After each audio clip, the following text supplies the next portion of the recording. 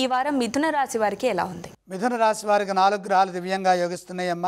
చతుర్థంలో బుధుడు, తృతీయంలో శుక్ర, చంద్ర, కేతువులు. వ్యాపార ఫలితాలు అనుకూలంగా ఉన్నాయి. బుధగ్రహ ప్రభావం శక్తివంతమైన ఆలోచన కలిగిస్తుంది.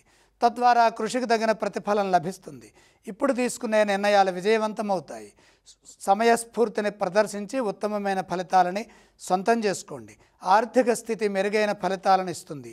సాహసోపేతంగా ధర్మ మార్గంలో బాధ్యతలను పూర్తి చేసే విషయంలో అధిక ప్రాధాన్యతను కల్పించండి. ఎంత క్రమశిక్షణతో పనిచేస్తే అంత మంచి ఫలితాలు వస్తాయి. ఆత్మవిశ్వాసంతో పనిచేయడం ద్వారా ఉద్యోగంలో కూడా శుభాలు జరుగుతాయి.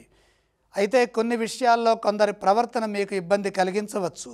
కాబట్టి విసుగు చెందకుండా శాంతంగా ఎదుటివారు చెప్పే విషయాలను శ్రద్ధగా వినండి. ఏకాగ్రతతో పనిచేయండి.